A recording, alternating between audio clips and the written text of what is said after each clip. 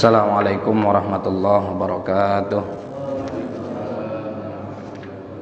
Alhamdulillah wassalatu wassalamu ala sayyidina maulana Rasulillah wa ala alihi wa ashabihi wa man tabi'ahu wa nasarahu wa walah, amma ba'dah. Fanawaina ta'allum wa ta'lim wa tadhakkur wa tadhkir wa nafa'u wal intifa'u wal ifadah wal istifadah wal hatha ala tamassuk bi kitabillah wa sunnati rasulih sallallahu alaihi wa alihi wa sahbihi wasallam wa da'wah ilal huda wa dalalah alal khair wa mardatillahi wa qurbihi wa thawabih. Subhanaka la ilma lana illa ma 'allamtana innaka antal alimul hakim wa la haula wa la quwata illa billahil aliyyil azim. Allahumma inna na'udzubika min ilmin la yanfa'u, min qalbin la yakhsha', wa min batnin la yashba'u, min ainin la tadma'u, min du'ain la yustajabu laha bi rahmatika ya arhamar rahimin. Segenap jajaran DKM Masjid Jami' Al-Muhajirin yang mudah-mudahan semua senantiasa dalam naungan taufik dan inayah dari Allah Subhanahu wa taala. Juga yang saya cintai para jamaah kajian fikih di Jumat sore, bapak-bapak, ibu-ibu dan seluruh warga Masjid Jami' Al-Muhajirin yang mudah-mudahan semua senantiasa mendapatkan taufik dan inayah dari Allah Subhanahu wa taala untuk melaksanakan berbagai macam ketaatan. Alhamdulillah, pada hari ini kita masih diberikan nikmat oleh Allah Subhanahu wa taala untuk sama-sama kita menunaikan satu kewajiban kita setelah melaksanakan sholat fardu. Sekarang alhamdulillah kita akan mengkaji warisan-warisan Rasulullah sallallahu alaihi wasallam. Pembahasan kita pada sore hari ini masih berkaitan tentang masalah khisalul fitrah, rangkaian ritual pembersihan fisik kita, ya. Karena dari beberapa anggota tubuh kita ada yang harus dibersihkan, ada yang harus dirapikan. Setelah kemarin kita membahas siwak, kemudian juga membahas disunahkan juga iktihal, pakai celak mata, disunahkan juga untuk iddihan, ya, menggunakan lotion atau minyak baik di rambut ataupun di tubuh. Disunahkan juga izalatu sya'ril ibd, ngerok bulu kelek, bulu ketiak. Sekarang kita masuk kepada al-khoslatul khomisah, rangkaian ritual bebersih diri yang kelima. Apa yang kelima? Disunnahkan juga izalatu sya'ril anati, mencukur, membersihkan rambut yang tumbuh di sekitar kemaluan, ya. Ini juga disunnahkan. Dalam bahasa fikihnya ini namanya istihdad, ya. Jadi yang rambut di sekitar kemaluan itu disunnahkan untuk dibersihkan. Adapun prosesinya menurut para ulama fikih, bila laki-laki sunnahnya adalah dengan dicukur. Adapun perempuan afdolnya ya, laki-laki dicukur dan perempuan dicabut, ya.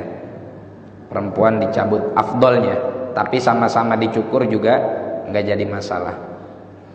Adapun khoslah yang keenam, taklimul adhafir, motong kuku. Ini juga disunnahkan, terlebih dilaksanakan di hari Jumat, ya. Potong kuku, jangan sampai berlalu 21 hari sedangkan kuku kita enggak potong, ya. Itu makruh hukumnya. Miara kuku hukumnya makruh kecuali apabila pekerjaan kita memang yatawaqaf, benar-benar membutuhkan panjangnya kuku. Kerjaan apa tuh? Ngupil, ya, yang butuh kuku panjang kerjaannya ngupil. Apabila pekerjaan munafaqah wajib kita enggak butuh kepada kuku yang panjang, maka disunahkan untuk memotong kuku maksimal 21 hari sekali. Nah, di sini para ulama ya memberikan beberapa metode, beberapa cara kesunnahan sesuai dengan hadis yang warid dari Rasulullah Shallallahu Alaihi Wasallam dalam rangka memotong kuku. Ada beberapa kaifiyah, ada beberapa tata cara. Yang pertama, tata cara yang pertama adalah dengan memulai dari jempol sebelah kanan, ya, atau dimulai dari telunjuk sebelah kanan, kemudian diakhiri dengan dilanjutkan sampai kelingking, ya. Jadi dimulai dari telunjuk sebelah kanan, 1, 2, 3, 4. Kemudian dilanjutkan dengan khunsurul yusra, kelingking dari sebelah kiri, 1, 2, 3, 4 sampai jempol. Nah, jempol yang sebelah kanan ini paling terakhir, ya. Jadi gimana caranya? Thoriqah yang pertama ini cara menurut Al-Imam Al-Ghazali, ya. Cara yang pertama menurut Al-Imam Al-Ghazali dimulai dari telunjuk sebelah kanan, ceklek sampai kelingking, sisain jempol yang kanan, ya, sisain jempol yang kanan. Lalu mulai lagi dari mana? Mulai dari kelingking yang sebelah kiri, tuh 2, 3, 4 sampai jempol, baru terakhir jempol sebelah kanan. Ini thoriqah yang pertama menurut Sayyidina Imam Al-Ghazali. Cara yang kedua, ya, yabda'u bi musabbahatil yumna ila khinsiriha thumma ibhamiha thumma bi khinsiril yusra ila ibhamiha. Cara yang kedua hampir mirip dengan caranya Al-Imam Al-Ghazali, ya, tapi ini cara menurut Sayyidina Imam An-Nawawi, ya, Yahya bin Syaraf An-Nawawi. Gimana cara memulainya? Memulai dari telunjuk sebelah kanan, terus ke jari tengah, jari manis sampai kelingking. Kalau tadi Imam Ghazali langsung ke kiri, ini langsung jempol, ya. Jadi mulai dari telunjuk sebelah kanan, telunjuk, jari tengah, jari manis, kelingking, kemudian langsung ke jempol sebelah kanan. Tsumma bi khinsiril yusra ila ibhamiha. Kemudian dimulai, ya, dari sebelah kiri, dari kelingking sebelah kiri sampai jempol sebelah kanan. Perbedaannya kalau dari tata cara Al-Imam Nawawi, kalau yang kanan dimulainya dengan telunjuk diakhiri dengan jempol, yang kiri dimulai dengan kelingking diakhiri dengan jempol, ya. Apal nih ya cara yang kedua.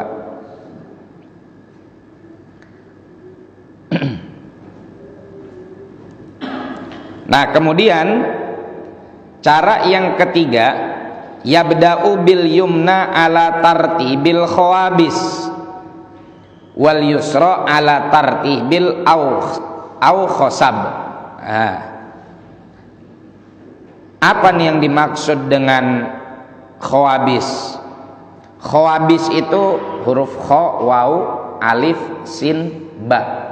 Kha-nya itu khunsur atau khinsir, bisa dibaca juga dengan khinsir.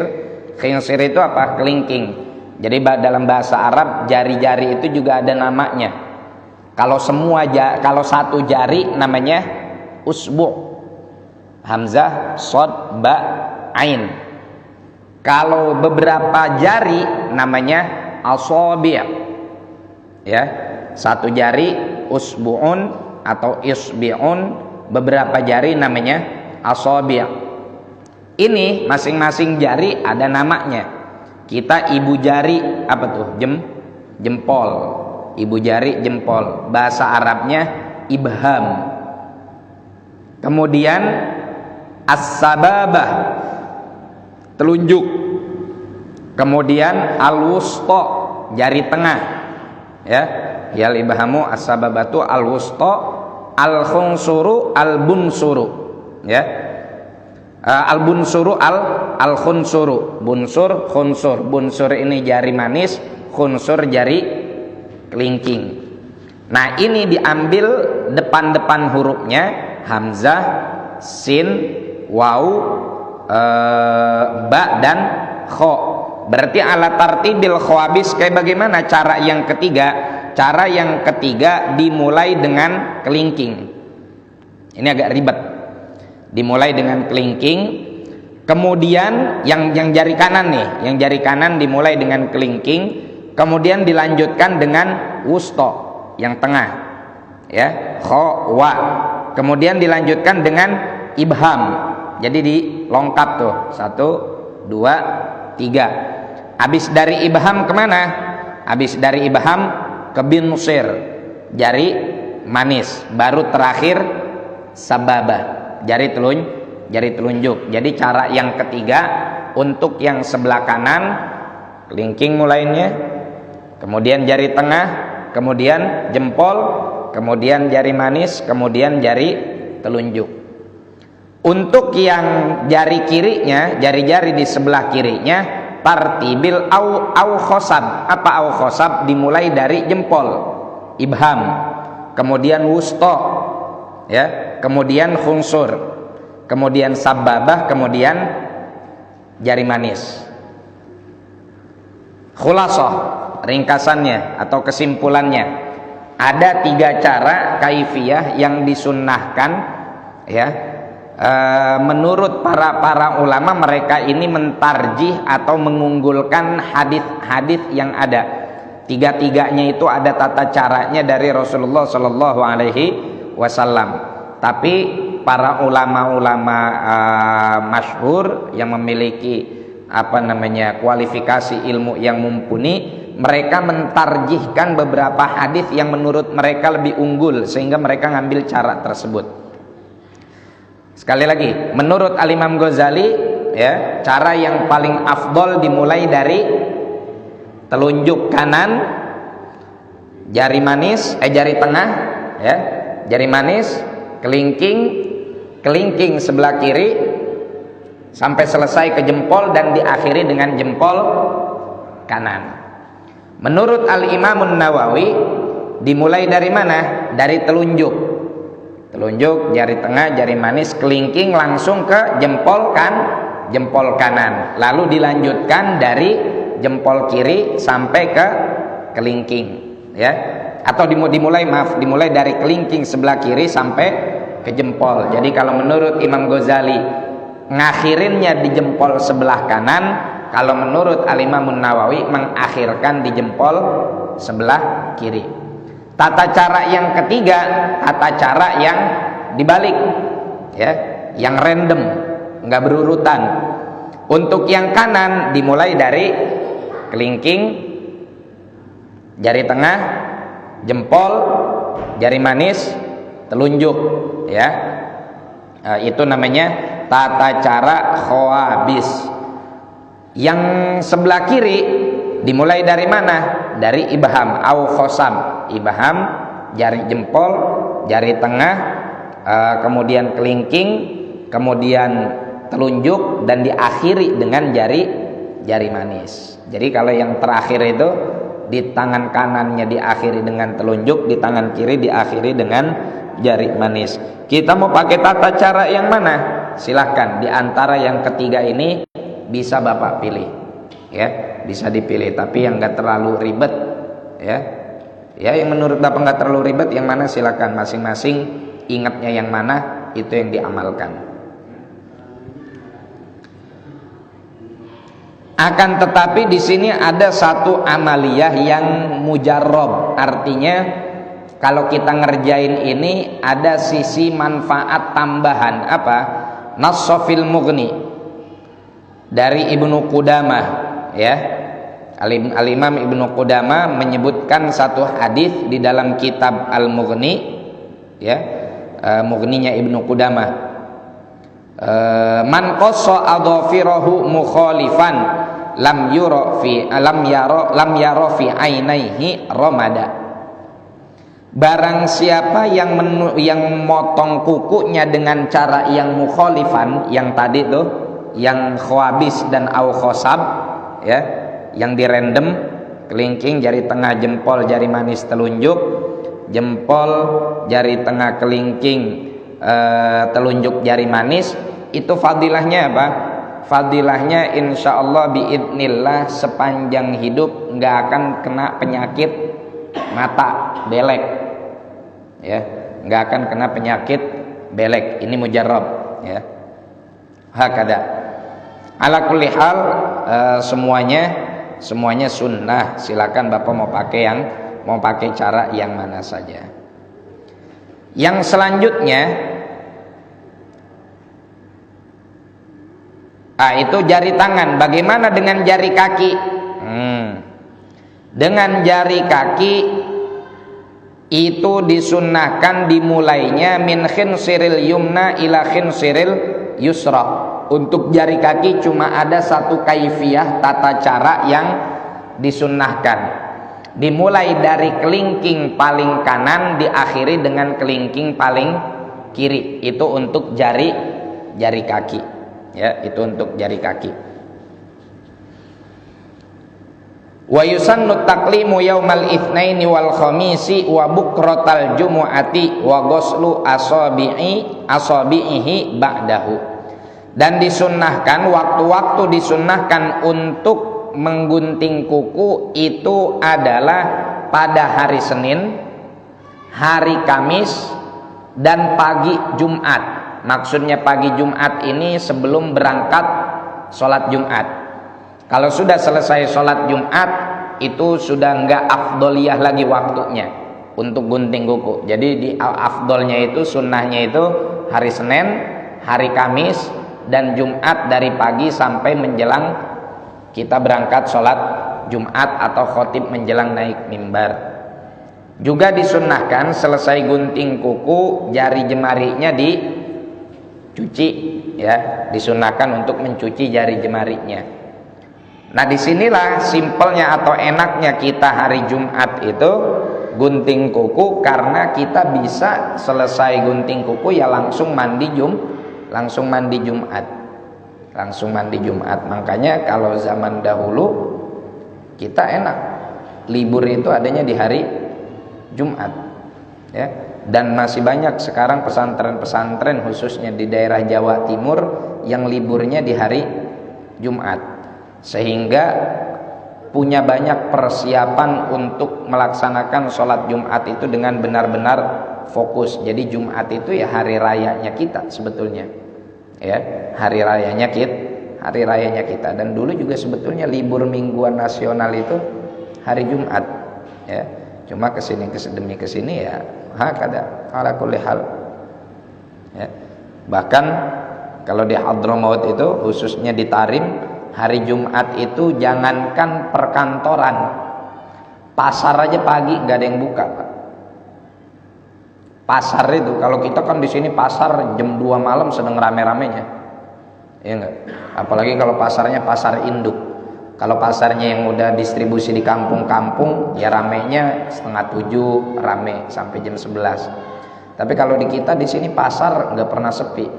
Kalau di sana pasar itu, ya, jangankan yang hari Jumat, yang sehari-harinya aja pasar itu baru buka, rata-rata orang buka warung itu jam 9. Termasuk pasarnya, buat sayuran, buah-buahan apa segala macam. Jadi mereka itu punya kebiasaan di sono nyetok. Jam 9, ntar jam 1 dan nutup. Jam 1 sampai asar. Jarang sekali atau sulit sekali, jangankan pasar, warung di kampung aja buka jarang. Jarang betul. Dan jalanan tuh sepi. Orang pada masuk ke rumah antara zuhur sampai asar. Ba'da asar mereka sholat di masjid-masjid. Biasanya sambil sholat di masjid-masjid itu sekitar setengah jam mereka dengerin pengajian. Buka lagi tokonya, warungnya itu kapan? Selesai ngaji ba'da asar, ya jam 4 lah. Nutup lagi jam berapa? Jam 5 atau jam 5.15 persiapan buat sholat maghrib. Buka lagi tar habis sholat isya. Jam 8 nutup jam 10. Jadi mereka itu kalau kita kalkulasikan berniaganya itu jam 8 atau jam 9, 10, 11, 12, 1, 4 jam. Buka lagi jam 4 sampai jam 5. Jam 4 sampai jam 5 1 jam, 5 jam. Buka lagi 8, jadi dari jam 8, 9, 10. Cuma 7 jam. Dan uniknya lagi, masya Allah, jangankan yang istilahnya mungkin kalau sayuran kita selesai beli ya udah. Rumah sakit itu pegawainya ba'da zuhur itu istirahat dan kamu diganggu. Jadi kita kalau datang, tapi jeleknya di situ. Kadang kalau ada, kecuali yang udah toari mungkin yang udah emergensi. Jadi di sana ba'da zuhur itu udah rumah sakit pun sepi, pegawainya nggak ada yang lalu lalang. Kalau di kita kan rumah sakit pegawai 24 jam. Ada shift-shiftan. Di sana nggak ada, udah waktunya istirahat. Dan masya Allah pernah ada saking mereka hidup itu hajat dunia seperlunya, tapi Allah berkahi. Hajat dunia seperlunya, tapi Allah berkahi. Bahkan ada salah satu toko madu Yaman itu pernah guru kita ya, beliau baru cerita minggu lalu. Ada satu toko itu yang punya tokonya masya Allah dia buka jam 9 nih. Waktu itu guru saya pengen beli madu sekitar jam 11. Pas sampai di toko madu, orang tersebut udah mau siap-siap nutup rolling door-nya. Kalau kita ada pelanggan baru mau nutup rolling door, kita apain, Pak?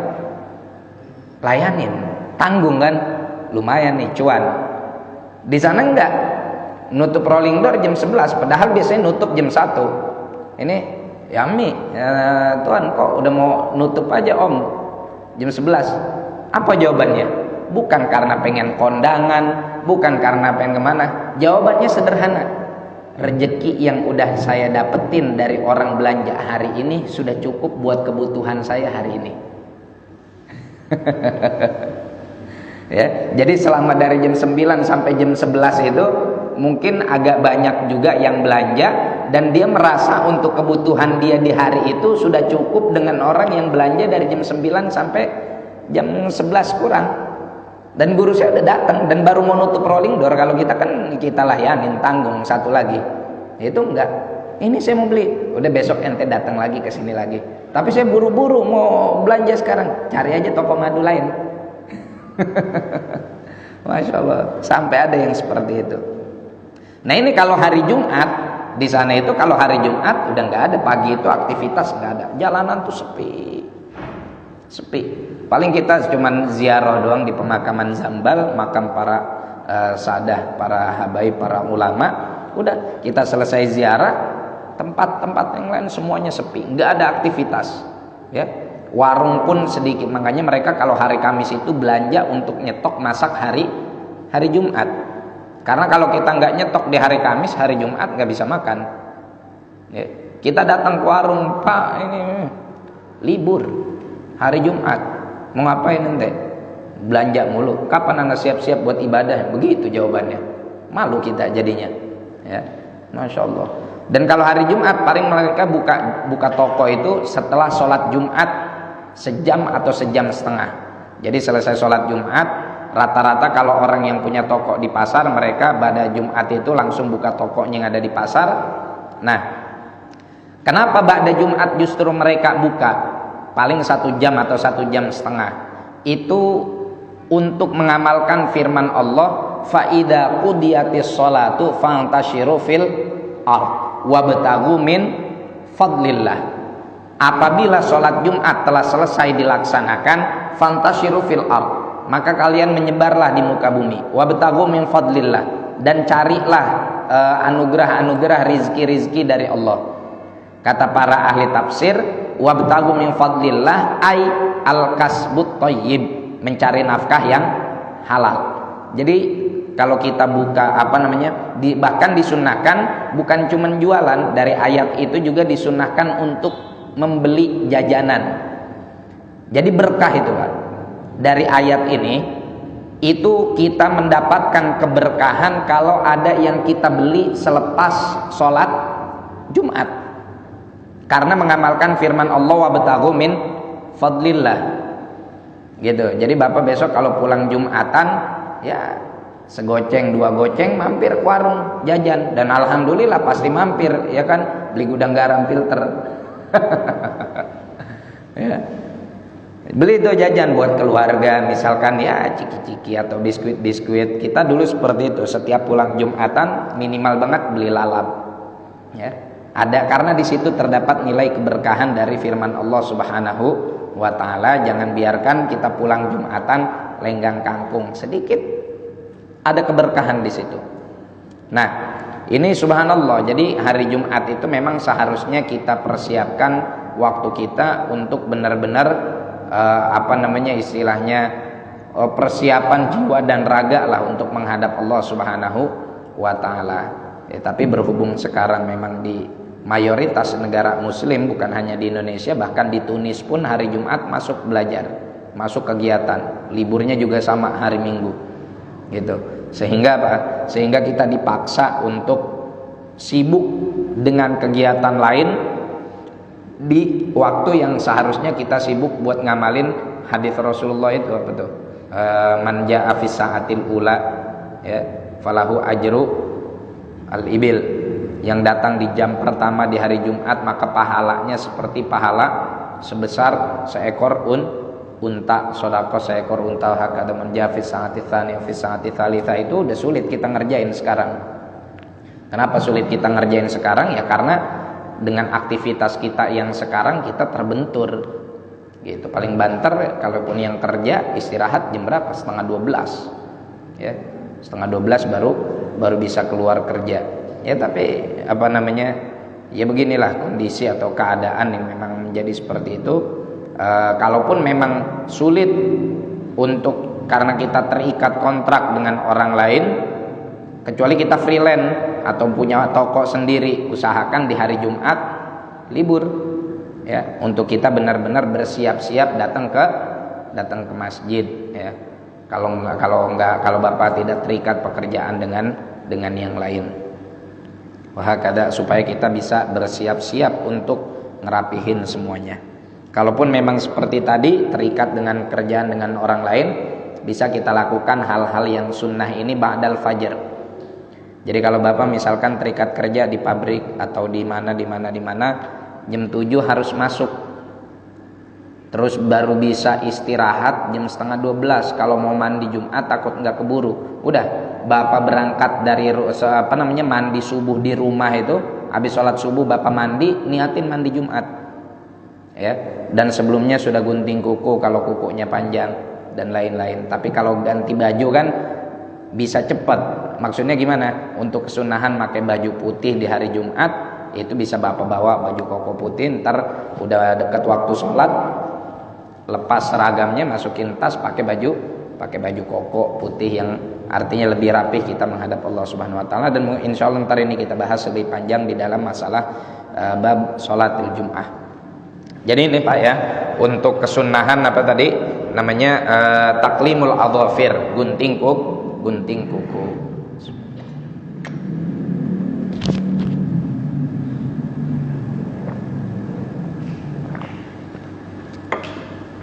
Yang selanjutnya, al-khoslatus sabi'atu al-khitanu wa huwa qat'ul jildatil lati fawqal farji. Hukmuhu wajibun lirrajuli walil mar'atil balighaini wa yusannu an yakuna fil yaumis sabi'i min yaumil wiladah. Ritual yang selanjutnya adalah khitan, sunat. Apa hukumnya sunat? Buat kita madhab Syafi'i dan juga madhab Hambali, Hanabilah, sunat itu buat laki-laki hukumnya wajib, buat perempuan hukumnya sunnah. Kecuali dalam madhab Maliki dan juga madhab Hanafi, mereka hanya mensunnahkan khitan bagi laki-laki dan perempuan, dua-duanya sunnah. Tapi bagi laki-laki seingat saya sunnahnya sunnah muakkadah, ya. Tapi kita dalam madhab Syafi'i hukumnya wajib bagi laki-laki, sunnah bagi perempuan yang sudah balik. Artinya kalau udah balik udah nggak ada tawaran tuh, udah nggak ada tawar menawar, udah harus dikhitan yang laki-laki. Kenapa demikian? Karena khitan itu kan qat'ul kulfah. Mohon maaf nih ya, bukannya jorok, emang ini babnya ya. Jadi harus kita jelaskan. Kulfah itu kan kulit lebihan ya, yang ngebungkus kita punya helm. Nah, ini Pak, kulfah itu kalau enggak dipotong, enggak dibuang, dia akan menjadi sarang najis. Karena anak kecil yang belum sunat atau orang yang belum sunat, ketika dia kencing, itu kan yang terbuka bukan cuma ujung penisnya aja, tapi ada kulit lebihannya itu. Yang kalau seandainya kulit lebihan itu nggak dipotong, setetes dua tetes, air kencing itu sudah keluar dari hasyafah, dari ujung penis, tapi belum keluar dari kulitnya, masih nyangkut di dalam, dan ini sudah dihukumi dengan khurujul baul. Ya, contoh, ini kan pulpen nih, ya, tintanya nih, tinta ini keluar dari mata pena, ya kan? Kalau seandainya ini masih ada tutupnya, walaupun air kencing atau air seni tersebut keluar, tapi tutupnya ini enggak dibuang, maka dia masih akan ada sisa-sisa air kencing yang nyangkut di kulit tersebut, di kulfah tersebut, atau bahasa kitanya biasa nyebut kulub, ya, di kulfahnya tersebut masih ada sisa di situ. Kalau seandainya dianya enggak keluar, adanya di dalam dakar, di dalam penis, itu enggak najis. Tapi ini kan udah keluar dari lubang penis, cuma belum keluar dari kulit, itu sudah dihukumi najis. Kalau orang nggak sunat, maka ihtimal kemungkinan najis yang nyangkut di penisnya dia itu sangat besar sekali, ya. Kemungkinan najisnya tersebut berkumpul di situ sangat besar. Maka kalau seandainya dia nggak sunat, ya, laki-laki nggak sunat, dan ada najasah di situ, dia sholat, ya sholatnya nggak sah. Kenapa sholatnya nggak sah? Karena wudhunya juga nggak sah. Kenapa wudhunya nggak sah? Karena masih ada najis yang nempel di bagian luar tubuh. Walaupun adanya di dalam kulit kulfah, itu tetap sudah dianggap bagian luar tubuh, karena sudah keluar dari hasyafah, dari ujung penis tersebut, gitu. Jadi ini penting sekali, ya. Maka menurut madhab Syafi'i, wajib hukumnya, ya, seseorang itu melaksanakan khitan. Agar apa? Agar pipisnya dia, air seninya dia nggak ada yang tersisa dan nyangkut di kulit hasyafahnya. Yang kedua, selain karena itu najis, itu juga kotoran yang bisa bawa penyakit, ya. Karena air seni itu kalau dibiarkan lama di dalam kulfah, di dalam kulit, itu lama-lama dia akan membeku, ya. Lama-lama dia akan membeku jadi kayak jigong di gigi, ya. Dan itu jadi penyakit itu, Pak, ya. Jadi Islam, masya Allah, ya, sangat perfect lah Islam ini ngatur kita. Biarin kata orang, umat Islam dari kemarin ngurusin sunat aja, kapan ngurusin ke planetnya. Kita mendingan kagak nyampe ke planet tapi sholat kita sah, diri kita bersih suci, ketimbang nyampe ke planet kagak bisa cebok, kagak tahu cebok, ya enggak, otaknya, jiwanya, raganya nyampe ke planet jadi astronot, pulang kencing cebok enggak, habis keluar langsung diseletingin, ya. Berhubungan badan dengan istri, mandi enggak, ya, langsung cuci muka, berangkat tugas dan lain-lain. Kita mendingan, kalau buat saya mendingan gak nyampe planet. Berarti umat Islam gak maju, biarin ngapa-ngapa di dunia kagak tapi maju, yang penting di akhirat maju, ya. Yang penting di akhirat maju. Syukur-syukur astronot muslim juga faham toharo. Ini lebih baik. Ini lebih baik. Jadi kita hafal kita faham untuk urusan akhirat kita, juga sekaligus kita faham urusan ilmu teknologi dan lain-lain. Nah, ini semua dasarnya adalah hadis Nabi Muhammad sallallahu alaihi wasallam, di mana beliau bersabda seperti yang diriwayatkan oleh Al Imam Ahmad dalam musnadnya dari hadis Sayyidina Ammar bin Yasir. Ya, siapa nih Sayyidina Ammar bin Yasir? Ammar bin Yasir itu yang ibunya dulu disiksa, perempuan pertama syahid dalam Islam. Ya, perempuan pertama yang mati syahid dalam Islam. Meninggalnya diapain? Ditusuk pakai tombak panas dari kemaluan sampai tembus ke mulut. Perempuan, tapi imannya kuat, masya Allah. Apa kata Rasulullah? Qala Rasulullah sallallahu alaihi wasallam, minal fitrati, di antara kesucian, di antara proses atau ritual kesucian apa saja? Satu, al-madmadah, kumur-kumur. Ya, makanya sunnah tuh dalam wudu, sebelum wudu kita madmadah. Kemudian walistinsyak, masukin air ke hidung. Kebalikannya istinsyar. Jadi kita sunnahnya gini, Pak, bukan diginiin, bukan, ya. Sunnahnya itu bukan diginiin, karena kalau diginiin mah nggak cuman basahan jari yang kita masukin. Sunnahnya itu dihirup, terus langsung dibuang. Dihirup langsung dibuang. Awalnya kalau belum biasa itu emang sakit, karena pangkal hidung kita nih agak sensitif dengan air. Tapi kalau sudah biasa itu nggak jadi masalah, ya. Udah nggak sakit. Dan masya Allah, mujarrab ini menguatkan sistem imun tubuh kita, tidak mudah terkena penyakit flu, ya, nggak mudah terkena penyakit flu, ya. Ini percobaan saya, eksperimen saya pribadi. Sejak saya ngamalin seperti itu, alhamdulillah saya belum pernah flu yang sampai berobat ke dokter. Paling bersin dikit, ya udah. Habis itu nggak lama juga sembuh. Nggak pernah sampai flu berat lama kemudian ingus sampai banyak, nggak. Alhamdulillah, karena kotoran-kotoran dan bakteri-bakteri yang ada di hidung kita bersih dengan air wudu, ya, bersih dengan air wudu.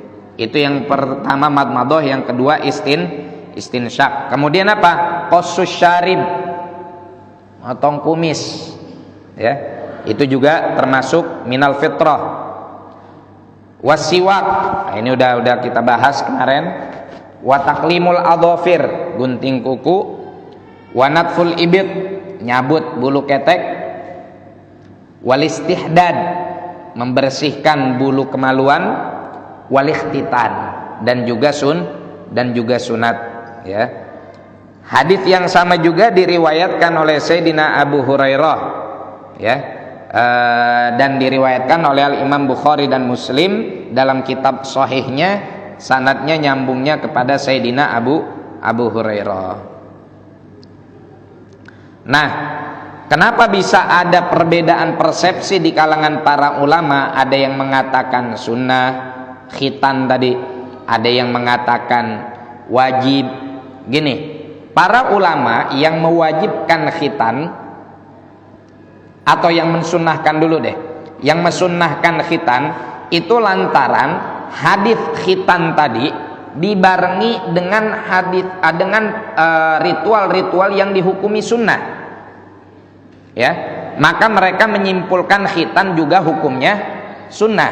Tadi kan Rasulullah bilang minal fitrati, di antara ritual membersihkan diri apa? Al-madmadah, al-istinsyak, qassus syarib, as-siwak, natful ibit, wal ikhtitan. Ini semua kan yang 5 ini udah kita bahas hukumnya sunnah semua, ya. istinsyak sunnah, kemudian juga nyabut bulu ketek juga sunnah, kemudian mencukur bulu kemaluan juga sunnah, semuanya sunnah. Lalu di ujung ada khitan.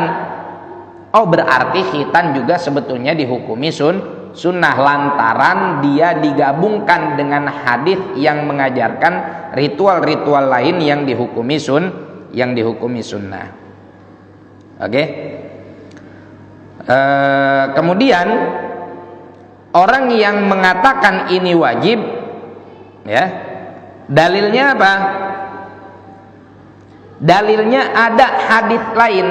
Betul, ada hadis tadi tuh, khitan tadi digabung dengan perkara-perkara yang hukumnya sunnah. Tapi ada hadis pembanding atau ada hadis lain yang mana ada perintah di situ. Hadis diriwayatkan oleh Al-Imam Ahmad dan juga Abu Daud, ya. Dalam Sunan Abu Daud dan Musnad Imam Ahmad, an Atim bin Kulayb bin an abihi an jaddih, ya. Dari Atim bin Kulayb, annahu jaa ilan nabi, ya. Jadi Atim ini datang kepada Rasulullah sallallahu alaihi wasallam. Terus dia ngomong, "Ya Rasulullah, qad aslamtu." Saya sudah masuk Islam. Ya, saya sudah masuk Islam. Kemudian apa kata Rasulullah? Alqi anka sya'rul kufri wahtatin. Nah, buang olehmu rambut kamu di masa kamu kafir. Ya, botakin. Ya, botakin. Wahtatin, dan sunatlah kamu. Juga hadis yang lain, ya, Rasulullah sallallahu alaihi wasallam bersabda, "Man aslama falyahtatin wa in kana kabira." Barang siapa yang masuk Islam, maka hendaknya dia sunat walaupun dia masuk Islamnya sudah besar. Sehingga menurut para ulama Syafi'iyah, hadis yang menyuruh kita buat khitan itu jelas, sehingga kita hukumi hadis ini, kita hukumi khitan ini adalah wajib karena Rasulullah menggunakan redaksi amr, perintah. Adapun redaksi khitan yang ada di dalam hadis yang digabungkan dengan ritual-ritual lain yang dihukumi sunnah, itu bukan sebagai dalil untuk menghukumi perbuatan khitan. Bukan hadis untuk menghukumi perbuatan khitan, tapi untuk menjelaskan fungsi dari khitan. Oke? Hadis ini yang buat merintah mah alqi anka sya'rul kufri wahtatin, ini hadis fungsinya untuk memerintah. Tapi kalau hadis yang tadi minal fitrati al-madmadu wal khitan, itu tujuan hadisnya bukan untuk merintah, tapi untuk menjelaskan fungsi atau manfaat dari khitan. Apa fungsi dan manfaat dari khitan? Yaitu untuk membersihkan. Maka menurut kita khitan hukumnya wajib. Ya, khitan hukumnya wajib. Taib. Bagaimana dengan perempuan? Perempuan ini kasusnya beda sebetulnya, sehingga mereka dihukumi sunnah. Bedanya di mana? Lantaran perempuan itu meskipun mereka dikhitan itu tidak, meskipun mereka tidak dikhitan itu tidak ada najasah yang nyangkut. Karena yang dikhitan dari perempuan itu cuman ya sebesar beras lah ya. Itu doang yang dicongkel tuh, tek, gitu doang. Nggak ada bagian tubuh yang dipotong, sehingga itu biji yang di situ ada atau tidak, itu tidak menjadi penyebab nyangkutnya najasah di situ. Cuman memang disunnahkan lantaran apa? Lantaran jadi kalau menurut pandangan menurut pandangan medis, kalau seandainya menurut para ulama, kalau seandainya jengger tersebut tidak dibuang, itu menjadikan perempuan itu syahwatnya lebih tinggi. ya, lebih tinggi, dan cenderung tidak punya rasa malu, cenderung tidak punya rasa malu. Tapi kalau itu dipotong, dan itu nggak menyakitkan sebetulnya. Cuman yang saya bingung ini sekarang udah mulai banyak bidan atau praktisi kedokteran yang nggak mau nyunat perempuan karena katanya itu menyakitkan. Padahal sebetulnya berabad-abad itu dilakukan dan nggak ada yang menyakiti. Dan mereka sayangnya berlandaskan kepada fatwa dari Azhar yang mengharamkan mengkhitan perempuan, tapi fatwanya ini diselewengkan. Al-Azhar itu atau Mesir, Darul Ifta Mesir itu mengharamkan sunat bagi perempuan bukan yang sunat ala Islam, tapi yang sunat ala Fir'aun. Bagian dalam yang mana gitu dipotong sampai menyebabkan pendarahan. Itu masih berjalan di kalangan orang-orang tradisional Mesir sampai dalam waktu dekat ini, sehingga itu diharamkan. Cuman pers yang ada di Indonesia atau dunia kedokteran yang ada di Indonesia tiba-tiba kita mengharamkan sunat bagi perempuan dengan landasan fatwa dari Mesir. Padahal ulama-ulama Syafi'iyah di Mesir pun tetap menghukumi sunnah bagi perempuan untuk khitan dengan cara yang Islami. Yang diharamkan itu adalah cara Fir'auni, cara tradisional orang istilahnya primitifnya Mesir. Itu yang diharamkan. Nah, manfaatnya sunat bagi perempuan itu kan tadi untuk meredakan nafsunya dia. Nah, yang saya khawatirkan adalah ketika itu tidak diperbolehkan dengan alasan katanya medis menyakitkan, yang jadi pertanyaan kita, kalau memang menyakitkan, kenapa selama berabad-abad ini perempuan dikhitan biasa-biasa aja, nggak ada yang menyakitkan? Bahkan perempuan zaman dulu dikhitan-khitanin subur-subur, umurnya panjang-panjang, ya. Nenek saya aja umurnya sampai mendekati 80. Anaknya 12. Yang hidup sampai sekarang 7. Sisanya meninggal kecil-kecil. Subur-subur. Ya, dan itu semuanya dikhitan. Nggak ada yang ngerasa istilahnya sakit atau bagaimana. Yang kita khawatirkan nih kan kesunahan atau ritual-ritual atau ajaran-ajaran yang ada di Islam kan dipelajari oleh musuh-musuh Islam tujuannya untuk mereka melemahkan. Yang kita khawatirkan udah perempuan ini nggak usah dikhitan karena menyakitkan gini-gini apa segala macam, tapi motifnya bukan karena menyakitkan. Karena apa? Biarin perempuan muslimah ini syahwatnya tinggi-tinggi, syahwatnya gede-gede sehingga menjadi perempuan-perempuan binal. Itu yang kita curigai ke sana, ya.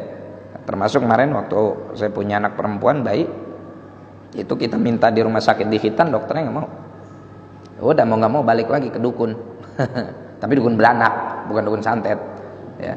Sama dukun beranak di kampung, dia tarik aja udah.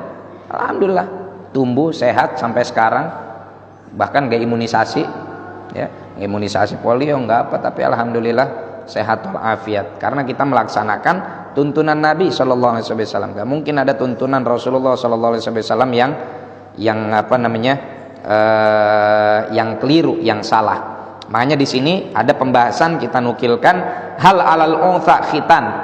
Apakah perempuan juga wajib untuk dikhitan? Ya, ijma para fuqaha dan para a'immah mujtahidin mengatakan bahwa khitan buat perempuan itu hukumnya sunnah. Hukumnya sunnah, enggak wajib.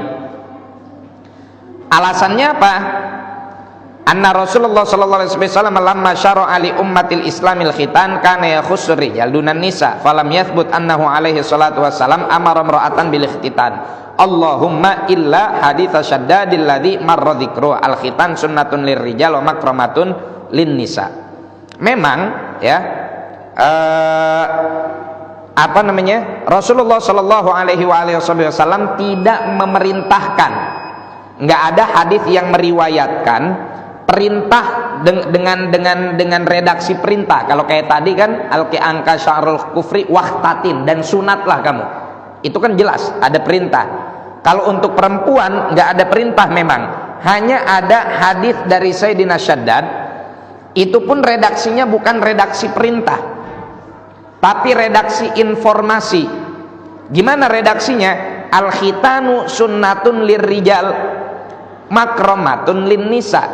Khitan itu sunnah bagi laki-laki dan kemuliaan buat perempuan. Kemuliaan buat perempuan. Sunnah di sini menurut madhab Syafi'i tidak diartikan sebagai hukum sunnah, tapi diartikan sebagai jalan yang baik, ya. Sama seperti hadis man sanna fil islami sunnatan hasanatan, nggak mesti hukumnya sunnah, bisa jadi wajib, tapi itu adalah jalan yang baik, ya. Wa makramatun lin nisa, dan juga kemuliaan bagi perempuan. Dan syahiduz zaman, bukti otentik dari berjalannya waktu selama ini, selama khitan dilakukan terhadap perempuan sesuai dengan cara yang diajarkan oleh Islam, itu nggak ada yang menyakitkan perempuan, ya, nggak ada yang mengakibatkan atau memberikan dampak negatif buat perempuan, sehingga kita tetap berpegang teguh kepada pendapat yang mengatakan khitan itu bagi perempuan hukumnya sunnah. Artinya begini Pak, kita bijaknya bagaimana? Kalau memang kata dokter katanya juga nggak ada dampak gimana nih, saya kalau mengkhitan anak perempuan saya, ya udah, kalau nggak mau dikhitan nggak jadi masalah. Tapi jangan dibilang khitan itu nggak boleh, jangan dibilang khitan itu haram buat perempuan, karena para fuqaha, para ulama abrol qurun bilang ini adalah sunnah, gitu ya. Adapun pilihan saya mau nyunatin anak saya yang perempuan nggak disunatin, itu mah pilihan lain. Artinya untuk, karena namanya juga sunnah, nggak wajib bapak laksanakan, silakan, enggak juga silakan, gitu. Tapi kemudian mengatakan ini haram, nah berarti ini sudah bertentangan dengan nas para fuqaha. Kemudian di sini ada juga pembahasan kalau memang wa yusannu an yakuna fil yaumis sabi' min yaumil wiladah. Lebih disunahkan lagi kalau bisa 7 hari bayi baru lahir udah dikhitan. Sekarang dunia kedokteran sudah lebih canggih, ya. Saya punya ponakan pun dikhitan dia masih bayi, baru umur 10 hari udah langsung dikhitan, ya, udah langsung dikhitan, dan nggak jadi masalah, sehat sampai sekarang anaknya, udah, maksudnya fisiknya juga bagus, ya, bahkan enak, nggak hajatan. Sekalian, tapi itu nggak enak, nggak hajatan, ntar nggak ada yang kondangan katanya. Ukurannya bagi laki-laki bihaitsu yaqta'u jami'al jildah allati tughatti jami'al hasyafah. Yang harus dibuang itu adalah kulit yang menutupi hasyafah, ya. Ada batang, ada pala. Palanya ketutupan sama topinya yang kita buang, ya. Topinya yang kita buang, udah, jangan sampai kulit yang bungkus batangnya itu udah nggak bisa. Jadi yang menutup hasyafahnya saja. Hasyafah itu yang mana Pak? Ini mohon maaf nih, bukannya jorok nih, karena ini berkaitan dengan banyak hukum fikih, ya. Hasyafah itu yang bagian ujung rudalnya tuh, ya, yang palanya itu namanya hasyafah. Nanti hasyafah ini masuk ke dalam masalah gusul janabah, masuk ke dalam masalah saum, puasa, dan lain-lain, ya. Walil mar'ah qat'u ma yutlaqu alaihi musammal qat'i minal badar. Badar ini kalau bahasa Indonesia baik dan sopannya apa ya? Bahasanya agak kasar, ya, tapi orang-orang tahulah yang bagian mana yang harus dibuang dari perempuan. Wallahu a'lam bishawab. Mungkin untuk sementara sampai sini dulu, masih ada sisa khisalul fitrah 1, 2, 3, ya. Insyaallah kita lanjutkan minggu depan. Ada pertanyaan silahkan.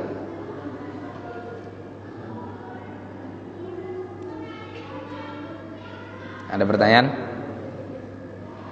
Kan masing-masing dunia berbeda. Amati waktu. Hah?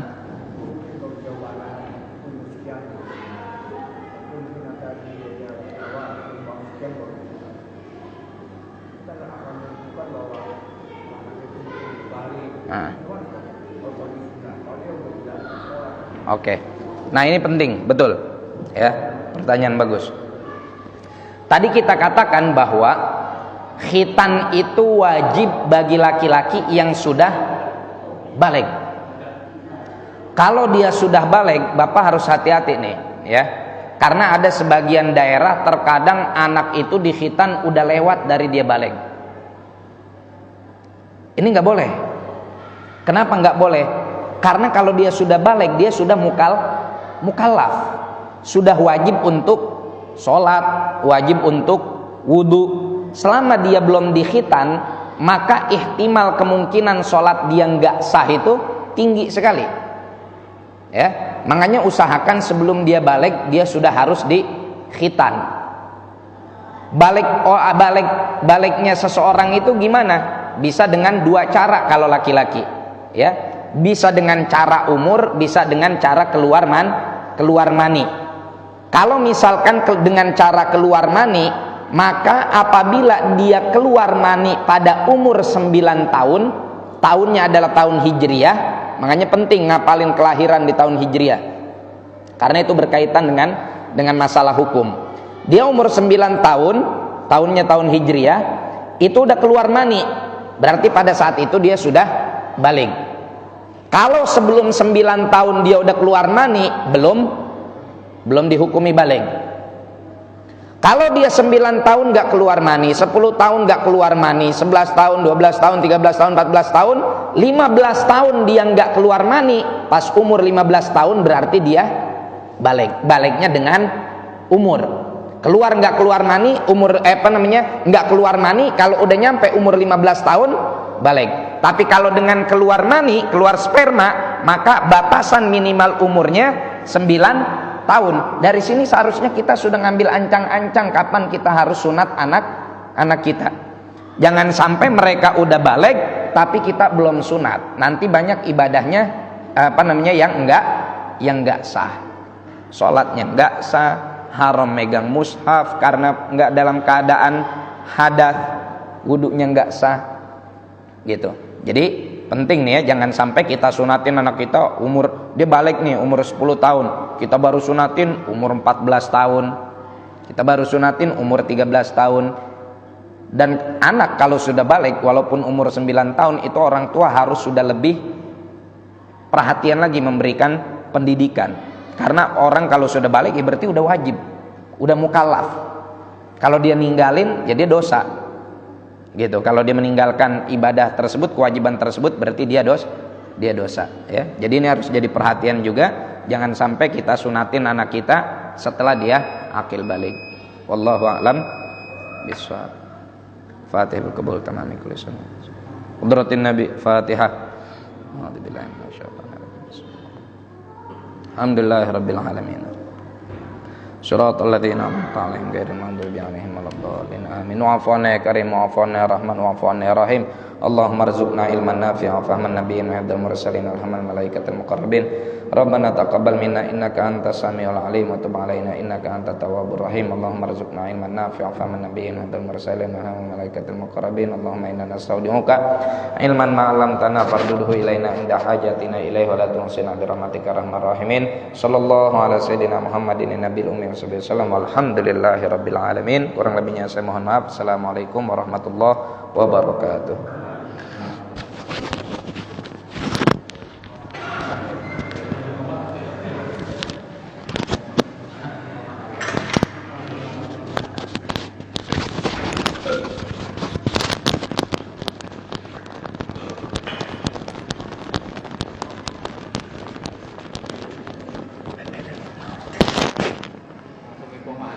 Pemahaman.